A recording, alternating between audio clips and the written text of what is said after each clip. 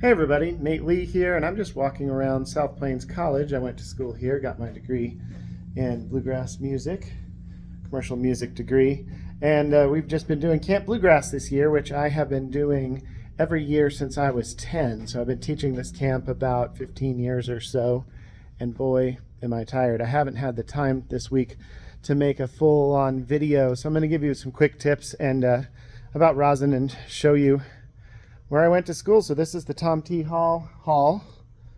It's actually the Tom T. Hall Performance Theater or something like that, but everybody here calls it the Tom T. Hall, or just the Tom T. Hall or the Tom T. So I'll walk you through and tell you about how you know if you have too much rosin. This was a subject that came up in my fiddle class. As I mentioned, I've been teaching Camp Bluegrass this week, teaching fiddle, and it's always a lot of fun. I'm extremely exhausted. I've been staying up too late and getting up too early. Also, I've got to tell you about the fiddle chop class. So I'll tell you about that in a minute. Let's walk around first. So in the Tom T. Hall here, this is where we do our shows for Camp Bluegrass. And this is where we did our shows when I went to school here as well. We're picking on the plains and the Western Swing Ensemble and all that. And they've got the real deal here. Check out all this camera equipment and stuff.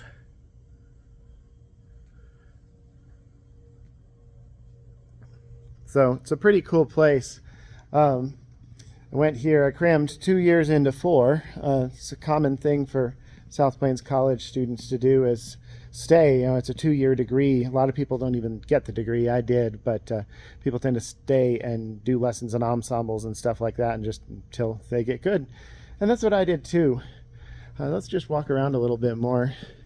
I come back here every year and it's always cool to see it, and it never changes very much around here. This is in Levelland, Texas, which has barely changed since I started coming here. When I first started coming here, there was a Radio Shack. It's been a while. It's been closed. So the Chop Shop. The Chop Shop is my fiddle chopping workshop, and it starts this Monday, July 24th. And it's going to be 3 sessions, 3 Mondays in a row. It's at 8 p.m. Eastern. And it's going to be a lot of fun. It's going to be all recorded, so if you can't make it live, you can get the recordings, you can keep them forever, and you'll get a copy of, or you'll get access, gosh, I'm tired. You'll get access to my portal where you can stream them permanently there as well. So it's going to be a lot of fun. Sign up for it. It's only $100 and you get 3-hour-long sessions. We're going to hang out beforehand and talk. We're going to hang out after. You're going to get a workbook, and it's going to be a lot of fun. Plus, one lucky student who signs up is going to win a free private lesson from me. That's a $110 value. And then one student's going to win a cake of my favorite fiddle rosin. So speaking of fiddle rosin, this came up in class, as I mentioned. How do you know if you have too much rosin? And it's a really simple answer. If your playing sounds really crunchy or scratchy and you're not holding down, you're not pushing down your bow too hard, you probably have too much rosin. Over here, this is where I took fiddle lessons from Ed Marsh. It's somebody else's office now. Ed's retired. So another way you might know you have too much rosin is, I think of it as if you feel like your bow feels like a wet Jolly Rancher, just a slightly damp Jolly Rancher scraping across the strings when it feels really way too grippy.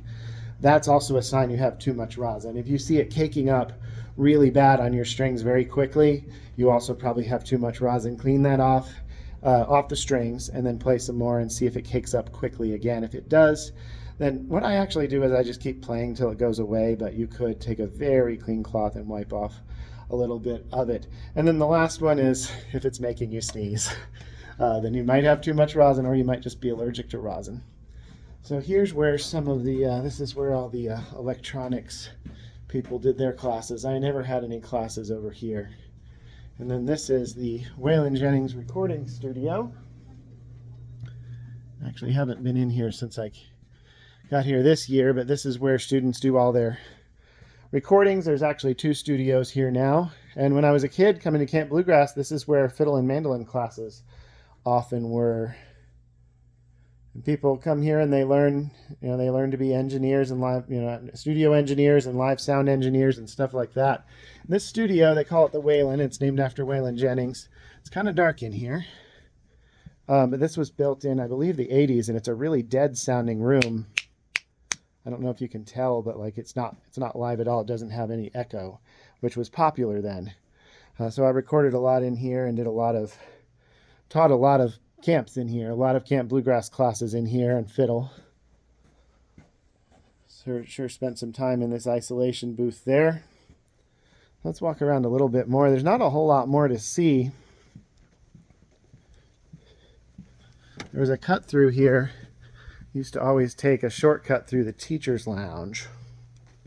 Not really supposed to do that, but that never stopped me. And shortcut through here.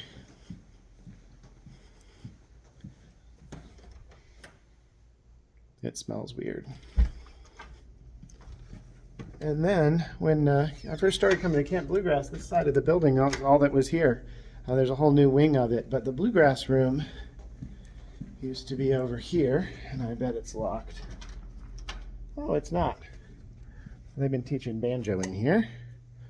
So this used to be the bluegrass room a long time ago, but I'm going to take you to see the real bluegrass room now that, well, the newer bluegrass room, the new bluegrass room. It's been there like 10 years. By the way, welcome back to those of you who watch this, and if anybody's still watching, thanks for watching. Though this may not be interesting to everybody who's watching. If you're new, I post instructional videos all the time, and I'm usually playing music while I do that. So make sure to subscribe and then hit that like button for the YouTube algorithm, all of you, if you wouldn't mind. Had a lot of fun here. Did a whole lot of bluegrass and some Western swing and even some Celtic stuff. So those of you who have learned any Western swing and Celtic from me, that's here is why I can do that, what little I know how to do. I'm actually the one that hung up these pictures here when I was working as a work study. Oops. I'm using my front-facing camera, so it's hard to get a good shot. I'm just going to spin this around real quick. So there is Ed Marsh, a very young Ed Marsh, who was my teacher. He was a little less young when he was my teacher there. And I believe that's John Harton. He's the one that made all this happen here. Asked me to tell you sometime about John Harton being a piano salesman. It's a pretty interesting story. Maybe I'll tell it on a video sometime. Now off to the bluegrass room. So these are the practice rooms. Used to spend a lot of time in there. They would get so hot, though. It was awful. Still had to practice somewhere when you live in the dorms. And those of you who are fans of the band Big Richard, I watched their mandolin player Bonnie get in that bottom center locker once all the way. So here we go. This is the bluegrass room. Right now Scott Napier has been teaching mandolin, and Steve Smith's been teaching mandolin next door. And the camp's actually pretty much over now. It's Thursday night that I'm recording this. And tomorrow they've got the graduation. I'm flying home tomorrow. Had a lot of trouble getting here, a lot of delays. So hoping that doesn't happen again. So this is the bluegrass room. They've actually done a lot since I went to school here. It used to look very different. It didn't have all these bright colors and stuff. There used to be a lot of old magazines and stuff. There's still some of it, though, that's here. And a lot of this stuff that I just showed you, I think, came from Alan Mundy when he retired. I think he left some stuff here for the school. Let's take a closer look.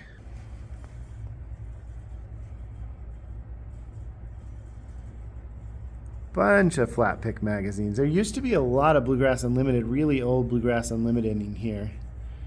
And they're not here anymore. CD collection. And this is it. So they put up all those photos and all those drawings there after I left. And this is fairly new here, but this is where I learned a whole bunch of bluegrass. Right over here is where I was standing when Alan Mundy taught our class that in between vocal lines that the whole band should get louder. We should step into the mic, get a little bit louder, and then step back. So the singer goes lyrics, lyrics, lyrics, lyrics. The band steps in a little bit to the mic. The band gets louder. Then they come back, and then the singer, lyrics, lyrics, lyrics, lyrics. Just like that. So I learned just so many cool things there. Oh, actually, here is Alan. Let me flip this around again.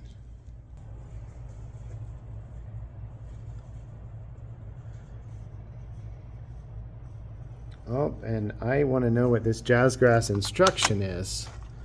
Oh, wow. So Jazzgrass Waltz, a lot of you know the song Jazzgrass Waltz that I recorded, and it was written by 𝘁𝗵𝗶𝗽. And wow, this is Alan teaching those songs. I want one. All right, if anybody knows where I can get some of these, let me know. This is awesome. Wow. All right, I need one. Somebody find me one of those and send it to me. All right, so that's about it. It's not a huge department here. It used to have a really thriving bluegrass program, and now it's less so, but it really served its purpose really nicely.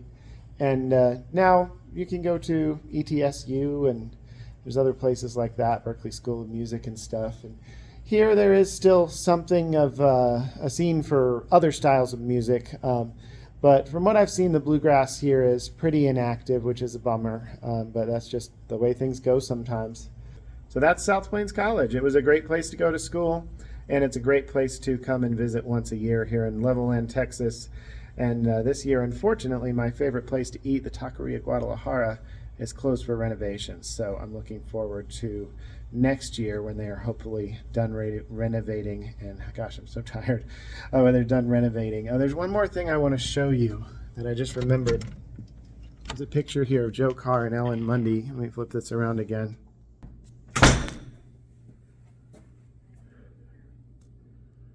There we go, Joe Carr and Ellen Mundy, two of the best musicians ever.